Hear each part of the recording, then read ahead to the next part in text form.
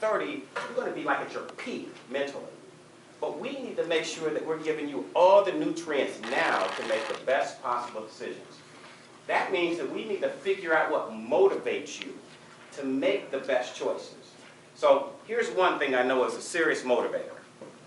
So if I told you that I had a big bag of money over here worth $1 million, there was $1 million in this bag of money right here, how many of you would be motivated to stand up, get in line, and one at a time come and get your bag of money?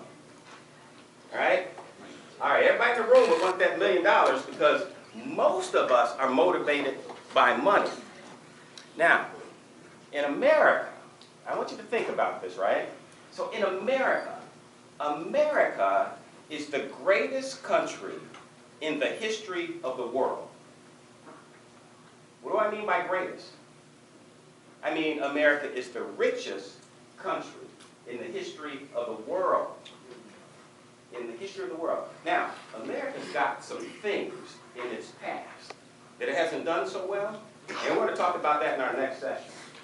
In the meantime, if you're living at this moment in the greatest country in the history of the world, how do you find your path to make money so that you can take care of yourselves and your families as you move into adulthood? And so part of what we're going to talk with you about today is that pathway, right? Your individual pathway to being the greatest person that you can be, the greatest mother, the greatest father, 10 years from now when you have kids that you have to take care of. So let me tell you what that pathway is, and I want you to seriously consider it. The pathway is education. Really, the pathway is education. Now, there are some people who get that successful American dream, right, by not pursuing education, but those are a very small percentage of people.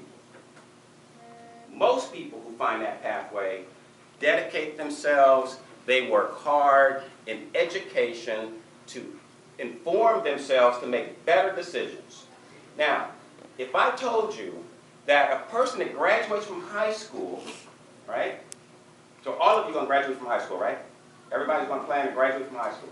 Because if you don't, I'm going to tell you what those choices are, right? They become very small when you have to finish high school because you didn't do it when you could have, right? If you finish high school, let's say that over the course of your life, you're going to make X amount of money. Let's say X amount of money is $1 million over your work life. So you're going to work for 40 years, and in 40 years, you're going to make $1 million.